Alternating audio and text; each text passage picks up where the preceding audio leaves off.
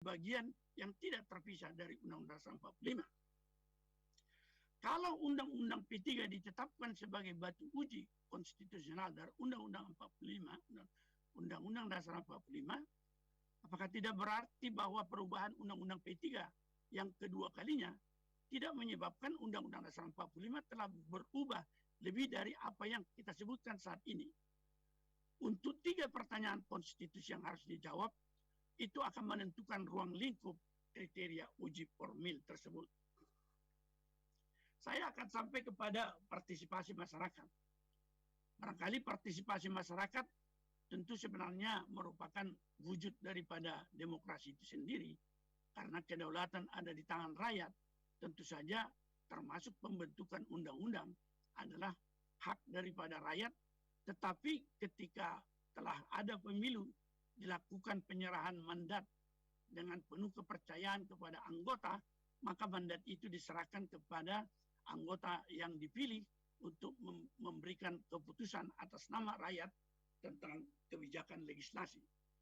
Tetapi meskipun demikian, dalam masyarakat yang terbuka dan demokratis, masyarakat tetap berhak memberi masukan, lisan atau tertulis, dan itu diatur di dalam Undang-Undang P3.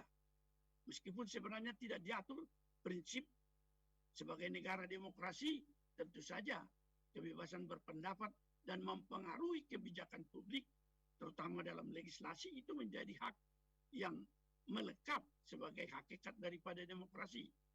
Tetapi di Undang-Undang P3 dikatakan masukan itu bisa lisan tertulis melalui rapat dengar pendapat, kunjungan kerja, sosialisasi, seminar, lokakarya. Dan untuk memudahkan suatu pemberian masukan, lisan itu dapat dilakukan suatu keterbukaan dari rancangan undang-undang.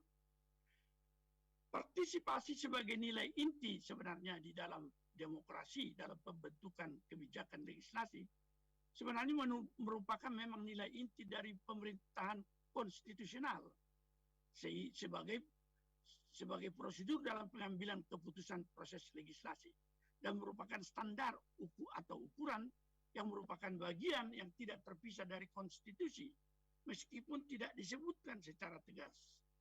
Kekuasaan legislatif berfungsi secara real sebagaimana layaknya berdasar transfer atau perpindahan kedaulatan rakyat yang diserahkan kepada wakil sebagai pemegang mandat berdasarkan konsep kepercayaan, dan mereka memperoleh kekuasaan secara fidusial.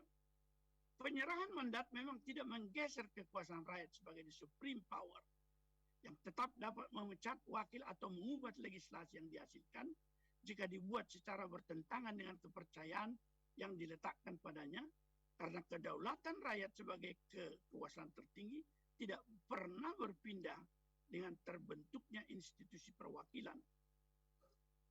Kalau kita lihat, lepas daripada apa yang disebutkan partisipasi secara publik dalam Undang-Undang P3, inti daripada demokrasi, negara demokrasi dan hukum, kita lihat dalam penyusunan apa yang dikatakan untuk mempengaruhi kebijakan itu, maka dalam proses pembentukan undang-undang yang tidak dapat dianggap mewakili kepentingan rakyat, maka dengan kualifikasi pemohon yang sangat luas, standing dan kualifikasi itu diberikan untuk mempersoalkan dalam suatu permohonan judicial review, suatu undang-undang atau peraturan perundang-undangan yang akan diperiksa dan diputus oleh Mahkamah Konstitusi. Luasnya standing dan luasnya kualifikasi pemohon mau merepresentasikan apa yang dikatakan sebagai suatu negara demokrasi, sehingga seorang perseorangan ketika memenuhi syarat standing kerugian konstitusional boleh tampil di MK untuk mempersoalkan suatu keputusan legislasi yang dibuat oleh para wakil.